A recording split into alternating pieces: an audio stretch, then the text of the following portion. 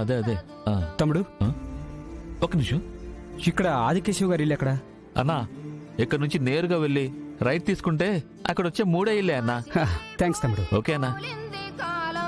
సత్తు అంటూ లేక ఇంకెంత కాలం సన్నగిల్లకుంది వింత దూరం దిక్కు దోసకుంటా ఇంకెంత దూరం గమ్యాన్నే ఛేదించే స్థైర్యంతో పదా ధైర్యాన్నే సంధించే వచ్చిందో పదా కాలకూటమైన ఈ తీపి స్పర్శ అమృతంగా మారే దారుందా ఈశా తనువు నీలమవుతూ పెడుతుంది. ఇక పదండి.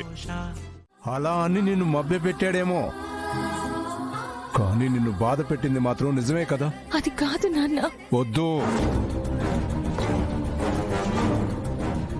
కళ్ళ ముందు జరిగిన తప్పును కూడా గుర్తించలేనంత అమాయకంగా నేను నిన్ను పెంచానా? అసలు నా పెంపకం మీద నాకే అనుమానం వస్తుంది. నాన్న, జరిగిన తప్పుల్లో నేరం ఎవరిది కాదు. ఆయన నన్ను బాధ పెట్టలేదు.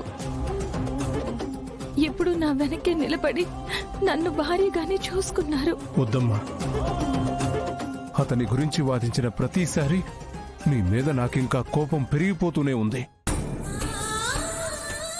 నీకు ప్రేమ పంచేవాళ్ళెవరో, బాధను పెంచేవాళ్ళెవరో తెలియడం లేదు.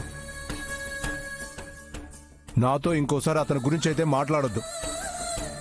వెళ్ళు నాన్న, వెళ్ళు.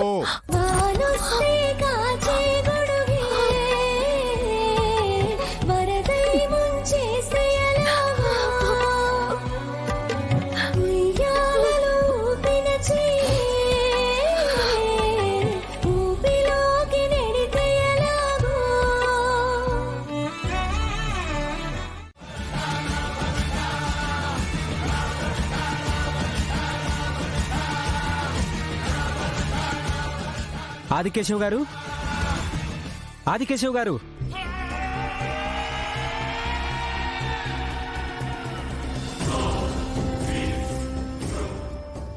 ఎవరు బాబు మీరు? నా పేరు సుభాష్ అండి. ఆదికేశవ్ గారంటే నేనే బాబు. నమస్కారం ఆదికేశవ్ గారు. నమస్కారం బాబు. నేను సిటీ నుంచి వస్తున్నాను. మాకొక ఇంటర్నేషనల్ క్లాతింగ్ బ్రాండ్ ఉంది. ఓ అలాగా, చెప్పండి బాబు. నా కోసం వచ్చారేంటి? మీరు వీక్రాఫ్ట్ అనే కంపెనీతో టైఅప్ అయ్యి వాళ్ళకి మీ చేనేత వస్త్రాలు సప్లై చేయడానికి అగ్రిమెంట్ కూడా చేసుకున్నారు కదండి? అవును బాబు.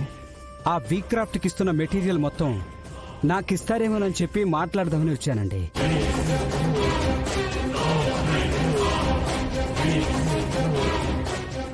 ఆ వీక్రాఫ్ట్ సంస్థ వాళ్ళకి నేనే ముందుండి మా ఊరి వాళ్ళందరి చేత చేనేత వస్త్రాలు చేస్తున్న మాట నిజమే.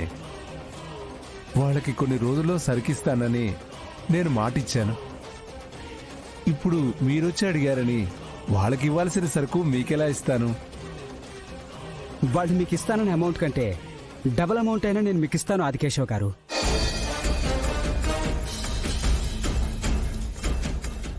బాబు, మేము మాట మీద నిలబడి పనులు చేసేవాళ్ళమే కానీ డబ్బు కోసం ఆశపడి పనులు చేసేవాళ్ళం కాదు బాబు. అయినా ఇప్పుడు ఆ వీక్రాఫ్ట్ వాళ్ళకి నేను సరుకు అందించలేని పరిస్థితిలో ఉన్నాను బాబు.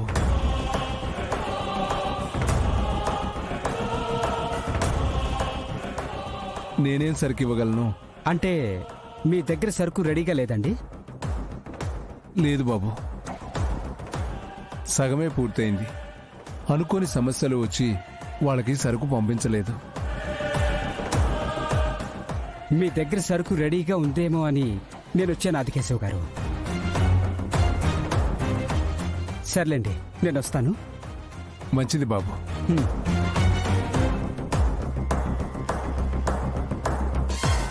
హలో సుభాష్, ఆదికేశవ్ని కలిసావా? కలిశానంబిక. అతనితో మాట్లాడావా? ఏమన్నాడు? అతనితో మాట్లాడేశాను.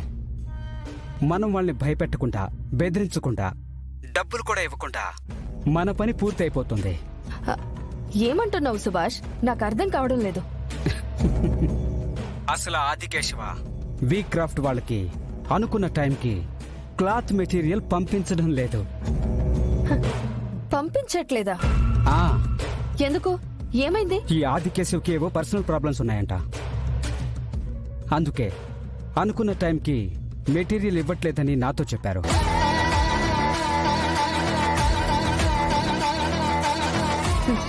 అనుకున్న టైంకి వీక్రాఫ్ట్ కి మెటీరియల్ రాకపోతే వీళ్ళు అనుకున్న టైంకి ఇంటర్నేషనల్ మార్కెట్ కి ఎక్స్పోర్ట్ చెయ్యలేరు. దాంతో ఆ ఇంటర్నేషనల్ మార్కెట్ వాళ్ళతో చేసుకున్న అగ్రిమెంట్ కొలాప్స్ అవుతుంది. వీక్రాఫ్ట్ కి చెడ్డ పేరు వస్తుంది.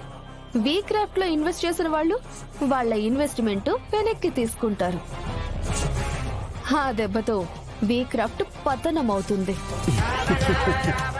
ఈ లక్ష్మీ విహారీలు కూడా పతనమవుతారు. అదే సాకుగా చూపించి నేను నా పవర్ ని యూజ్ చేసి బిజినెస్ మొత్తం హ్యాండ్ ఓవర్ చేసుకుంటా. అంబిక, నువ్వనుకున్నదే జరుగుతుంది. హా, సుభాష్, నువ్వు వెంటనే అక్కడి నుంచి బయలుదేరొచ్చి. నేను బయలుదేరుతున్నాను. సిటీకి వచ్చి కలుస్తాను. ఓకే. బాయ్ అంబిక.